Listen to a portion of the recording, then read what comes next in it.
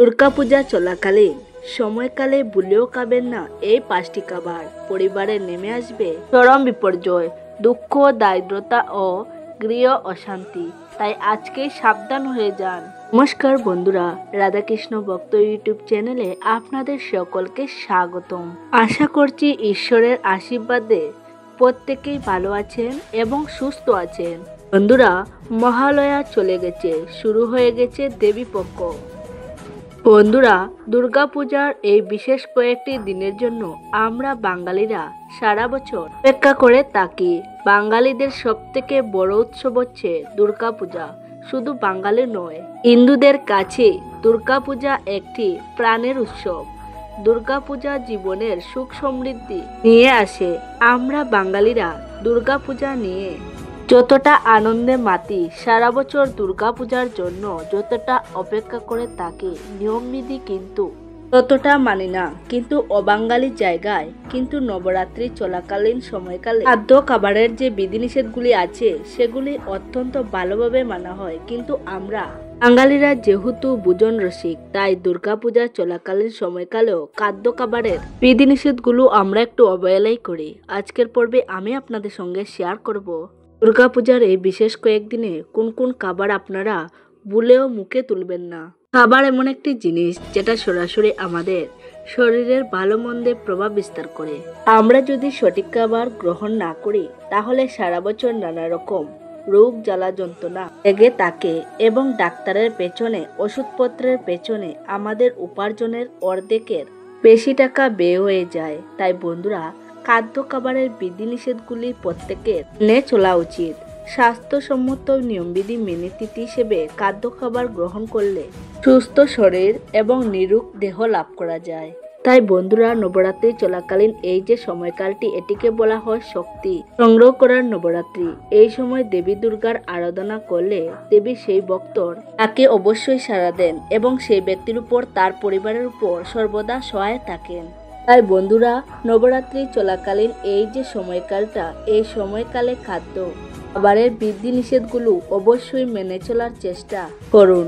যদি নবরাত্রির 9টা দিন পালন করতে না পারেন তাহলে অন্তত সপ্তমী, অষ্টমী, নবমী, দশমী এই 4টি দিন মেনে চলার চেষ্টা করুন। এর ফলে দেবী দুর্গার আশীর্বাদে সর্বদাই আপনার পরিবারের মঙ্গল হবে এবং অর্থপ্রাপ্তির যুগও তৈরি হবে। তাই আমার প্রিয় বন্ধুদের অনুরোধ করব যে আজকের এই ভিডিওটি একদমই স্ক্রিপ্ট না করে সম্পূর্ণ দেখবেন। দেখার পর যদি ভালো লাগে তাহলে অবশ্যই কিন্তু একটি লাইক করবেন। কমেন্টসে জয় মা দুর্গা লিখতে ভুলবেন না। চলুন বন্ধুরা, আসা যাক মূল পর্বে। প্রথমেই আমি আপনাদের জানিয়ে দিই এবছর দুর্গাপূজা কখন পড়েছে। পঞ্জিকা অনুসারে পূর্ণাঙ্গ সময়সূচি এই বছর অর্থাৎ 2025 সালে দুর্গাপূজার ষষ্ঠী পড়েছে বাংলার 11ই আশ্বিন, ইংরেজির 28শে সেপ্টেম্বর 2025 রবিবার দিন। ষষ্ঠী থাকবে দিবা অর্থাৎ সকাল 10টা 43 পর্যন্ত। সপ্তমী পড়েছে 12ই আশ্বিন 1432, ইংরেজির 30শে সেপ্টেম্বর 2025 সোমবার বেলা 12টা 28 পর্যন্ত। অষ্টমী পড়েছে 13 আশ্বিন 1432, ইংরেজি 30শে সেপ্টেম্বর 2025 মঙ্গলবার বেলা 1টা 45 পর্যন্ত। নবমী পড়েছে 14ই আশ্বিন 1432, ইংরেজি 1 অক্টোবর 2025 বুধবার বেলা 2টা 35 পর্যন্ত থাকছে নবমী। দশমী পড়েছে 15ই আশ্বিন 1432, ইংরেজি 2 অক্টোবর 2025 বৃহস্পতিবার। দশমী থাকবে বেলা 2টা 56 পর্যন্ত। যেহেতু মহা অষ্টমী থাকবে দুপুর 1টা 45 পর্যন্ত, তাই আপনারা তার মধ্যে অঞ্জলি দিয়ে ফেলবেন এবং সন্ধি পূজা শুরু হবে 1টা 21 থেকে 2টা 9 মধ্যে সন্ধি পূজা সমাপ্তি হবে। বন্ধুরা, এখানে যে সময়সূচি উল্লেখ করা হলো সেটি বেনিমাধব শীলের ফুল পঞ্জিকা মতে দেওয়া হয়েছে, যেটি একেবারেই নির্ভুল ও সঠিক সময়সূচি। আপনারা এই সময়সূচি অনুসরণ করে যেমন অঞ্জলি দিতে পারেন, তেমন দুর্গাপুজোর অন্যান্য কাজকর্ম করতে পারেন, তাতে কোনো রকম অসুবিধা হবে না। বন্ধুরা, এবার আমি বলে দেব দুর্গাপূজা চলাকালীন সময়কালে কোন কোন খাবার আপনারা ভুলেও খাবেন না। প্রথম যে খাবারটি আপনারা ভুলেও এই সময় বাড়িতে রান্না করবেন না সেটি হচ্ছে তুর। মহাসপ্তমীর দিন সকালবেলায় নবপত্রিকা স্নান করানোর প্রথা রয়েছে। এই নবপত্রিকাকে প্রচলিত কথায় কলাবু বলা হয়। লাল পাড় সাদা শাড়ি পরিয়ে বাংলার বধূর আকার দিয়ে গণেশের পাশে দাঁড় করিয়ে দেওয়া হয় বলে একে গণেশের বউও বলা হয়। বাস্তবে নবপত্রিকা 9টি পাতা নয়, 9টি উদ্ভিদ। এগুলো হলো কলা, কচু, হলুদ, জয়ন্তী, বেল, দারিম্ব, অশোক, মান ও দান। বন্ধুরা, নবপত্রিকার মধ্যে অন্যতম একটি গাছ হচ্ছে কলা গাছ। তাই বন্ধুরা, দুর্গাপুজো বা নবরাত্রি চলাকালীন এই সময়কালে এই গাছের কাণ্ড অর্থাৎ তুর ভুলেও বাড়িতে রান্না করবেন না। নিরামিষ পদ হলেও এই নবরাত্রি চলাকালীন সময়কালে যদি আপনারা তুর খেয়ে ফেলেন তাহলে সারা বছর নানা রকম দুঃখ দারিদ্রতায় ভুগবেন। দ্বিতীয় যে খাবারটি ভুলেও বাড়িতে বানাবেন না, নিজেও খাবেন না, বাড়ির কাউকে এই সময় খেতে বারণ করবেন, সেটি হচ্ছে মাছ, মাংস, ডিম, পেঁয়াজ, রসুন অর্থাৎ আমিষ জাতীয় খাবার খাবেন না। দুর্গাপূজা মানেই হচ্ছে আনন্দ উল্লাস। দুর্গাপূজা আমাদের জীবনে অনেক আনন্দ নিয়ে আসে, কিন্তু বন্ধুরা আনন্দে মাতামাতি করে এটা বললে তো চলবে না যে এই সময়টি হচ্ছে নবরাত্রির সময়। এই সময় মা দুর্গা কৈলাস পর্বত ছেড়ে এই মর্তধামে আসেন বাপের বাড়িতে। এই সময় বাড়িতে এমন কিছু রান্না করা বা খাওয়া উচিত নয় যাতে মা দুর্গার আশীর্বাদ থেকে আমরা বঞ্চিত হই। সনাতন ধর্মে মাছ, মাংস, ডিম, পেঁয়াজ, রসুন ইত্যাদি খাবার বর্জনীয় এবং কোনোদিনই এই খাবারগুলি গ্রহণ করা উচিত নয়।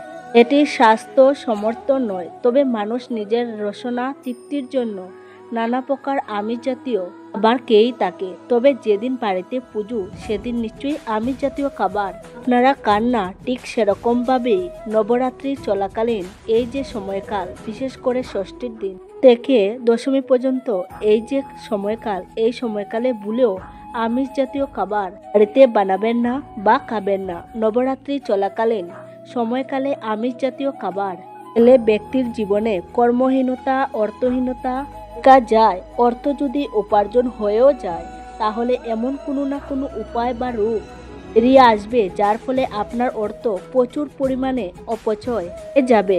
বন্ধুরা, তৃতীয় যে খাবারটি ভুলেও এই সময় খাবেন না সেটি হচ্ছে পোড়া জাতীয় খাবার। পোড়া জাতীয় খাবার যেমন সবজি পোড়া, যেমন বেগুন পোড়া বা যে কোনো কম সবজি পোড়া বা রুটি ইত্যাদি পোড়া জাতীয় খাবারের মধ্যে আসে।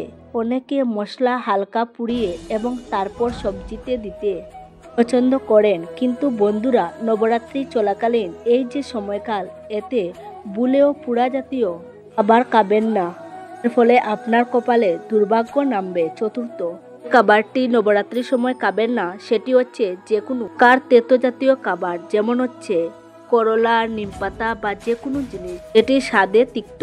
বন্ধুরা, নবরাত্রি চলাকালীন এই যে সময়কালে অবাঙালি জায়গায় সাধারণত তারা ফলাহার করে থাকেন এবং মায়ের আরাধনা করেন, কিন্তু বাঙালিরা বুড়িভোজ করে থাকেন।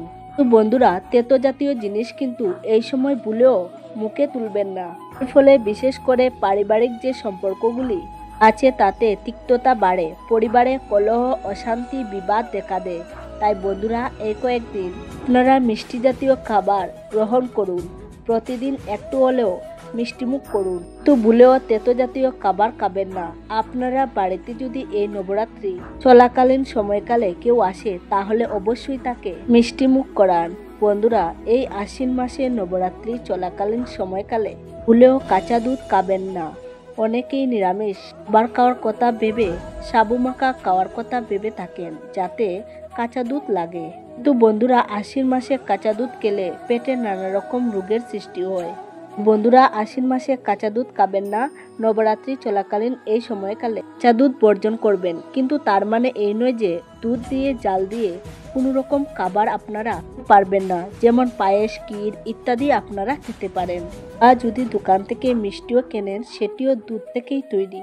হয় সেটিও আপনারা খেতে পারেন, তবে কাঁচা দুধ খাবেন না, এর ফলে পেটের রোগ দেখা দেয়। পঞ্চম হচ্ছে যে কোনো প্রকার লাল রঙের খাবার, অর্থাৎ যার রং হচ্ছে লাল, যেমন পিঠ, রাঙ্গালু, লাল শাক ইত্যাদি খাবারও নবরাত্রি চলাকালীন সময়কালে খাবেন না, এর ফলে কপালে দুর্ভাগ্য বাড়ে। আমরা প্রত্যেকেই জানি যে মহালয়ার দিনটি থেকে পিতৃপক্ষের অবসান হয়ে দেবীপক্ষের সূচনা হয়। সেই দিন প্রাতকালে পিতৃপুরুষদের আশীর্বাদ লাভের জন্য পিতৃতর্পণ করা অবশ্য কর্তব্য। পিতৃতর্পণ করার সময় প্রধান একটি উপকরণ হচ্ছে কালো তিল, তাই দেবীপক্ষের এই কয়েকদিনে ভুলেও কালো তিল রান্নার কোনো কাজে ব্যবহার করবেন না।